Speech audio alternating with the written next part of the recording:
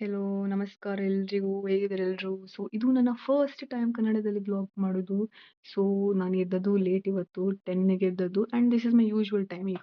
So ಇವಾಗ ರಜೆ second P U exam ಆಯ್ತಲ್ಲ, ಇನ್ನೇನು ರಿಸಲ್ಟ್ ಬರಲಿಕ್ಕೆ ಮಾತ್ರ ಬಾಕಿ. ಆ ದಿನ ಅಂತೂ ನಾನು ಮನೆಯಿಂದ ಹೊರಗೆ. ಸೊ ಇಲ್ಲಿ ಬ್ರಷ್ ಮಾಡಿ ನಾನು ಕಿಚನಿಗೆ ಹೋದಾಗ ಟೀ ತಗೊಳ್ಳಿಕ್ಕೆ ಅಂತ ಹೋದದ್ದು. ಬಟ್ ನೋಡಿದಾಗ ಅಮ್ಮ ಪೋಡಿ ಮಾಡ್ತಿದ್ರು. ಏನೋ ಅದಕ್ಕೆ ಬೇಸನ್, ಉಪ್ಪು, ಖಾರ ಹಾಕಿ ಮತ್ತೆ ಬ್ಯಾಟರ್ ಅದು ಮತ್ತೆ ನಾನು ಶೂಟ್ ಮಾಡಲಿಲ್ಲ.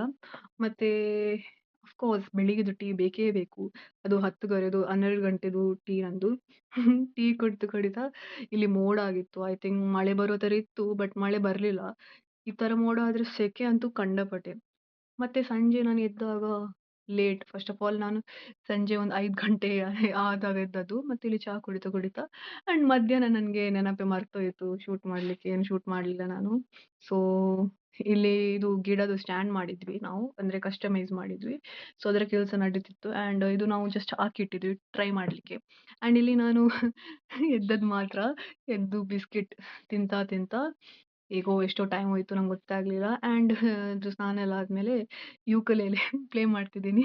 ಇದು ನಂಗೆ ಸದ್ಯ ಬರುದಿಲ್ಲ ಯೂಕಲೇಲೆ.